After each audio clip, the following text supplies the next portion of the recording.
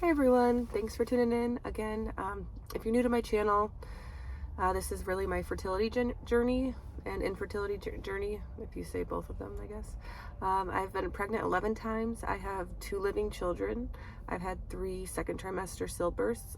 I've had 3 miscarriages and 3 ectopic pregnancies, one resulting in the removal of one of my fallopian tubes. And my most recent journey these last 3 years has been, I've had IVF, I guess, since 2020, but then I had my daughter, and then so these last 3 years have been focused on IVF again to try to have a 3rd child in our family. Most recently, I had a embryo transfer with a genetically tested embryo, and that was my first ever failed transfer. I've had 5 transfers, and only one of them has resulted in a live birth, but 4 of them all, made it to some point in the pregnancy, except for this last one just failed altogether. So I just had my follow-up appointment with my fertility doc, and we just kind of talked through next steps, because this is, again, the first time I've had really this kind of a conversation. And so because I don't have like a large plethora of embryos left to transfer, I don't really have any options. We have kind of made a new plan of what to do, even though all of my previous transfers have been successful with the actual initial transfer, with my lining looking good, because obviously every embryo has taken except for this last one. But I thought I would just kind of explain to you what my doctor has me doing as next steps with only having one 100% healthy embryo left. I have 2 technically, but one of them only has a 20% chance of survival at this point. So the first option would, of course, be to transfer the one that is a higher grade. But let me just tell you, so she's having me call on my first day of I have it written on my computer, of my heaviest flow of my cycle. And I'm going to do a repeat. I've done a million of these tests, the SHG, which is an ultrasound. It checks for like fibroids, polyps, scar tissue, stuff like that, which can interfere with implantation. And I've always had no problems with this test. It's always looked really good, hence all of my transfers being successful, except for this last one. I had that test before my last transfer as well, but and then the other test I've never had before is the EMBX test. And this is it's a standard biopsy that will assess kind of the overall health of my endometrium. And so these 2 tests that she's going to have me do will be done between cycle days 5 and 12. And then during this next cycle as well, she wants me to take ovulation predictor kits. And when I have a positive ovulation test, she wants me to schedule the Receptiva DX test.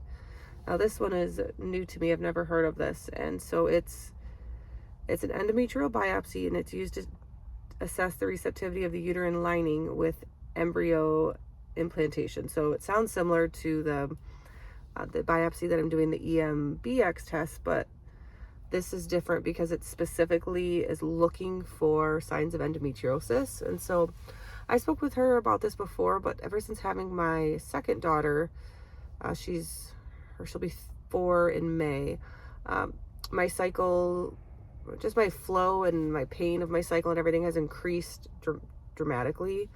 But it was strange because for a while after she was born, my cycle was like 33 days long, which before all of this, it was like 28, 29 exactly. And then in the last like 6 months, it's gone down to like a 25-day cycle, but it's still heavy and painful, but it's like a shorter cycle. So she just kind of wanted to check into that because there has been some changes. So I'll be doing that, that test as well. And then the other thing that she mentioned that I guess is fairly new is considering the Emma Alice test, depending on if there is a positive concern for endometriosis. And so this is a diagnostic test that assesses the health of the endometrial lining of the uterus. And this is more looking at trying to identify causes for infertility, of course, recurrent pregnancy loss, which I've had recurrent pregnancy loss, obviously, with being pregnant this many times, but The miscarriages, yes, we don't have a full explanation except for one of them that was a transfer miscarriage. But the other two, we don't have an explanation. But then, it's like I have all of these losses, but the ectopics, yes, that's not, that's recurrent pregnancy loss, but we know the answer for those. And then the second trimester stillbirths, only one of them, we know. If you look back on my initial infertility story, you'll kind of get the full explanation of that first loss that we had. But the other two, we don't really have any sort of an answer except for the blood flow from the cord.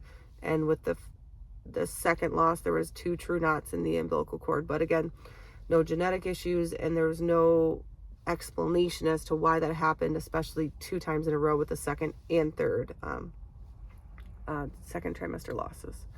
So we're going to be doing this test, and it's specifically looking at the endometrial biome, which is the bacteria in the uterine lining. So even though kind of all 3 of these tests, or I guess it's 4, 4, sound similar, there's kind of like a general test, and then this is more of a very specific one that we could consider doing. So that's kind of just my next steps, and I'll update you along the road, and maybe throw some other random videos in there with maybe like meal preps or kids lunch preps, stuff like that. But yeah, so please stick along for the ride, and it's not over. We're going to keep moving forward, and yeah, thanks for watching. Bye-bye.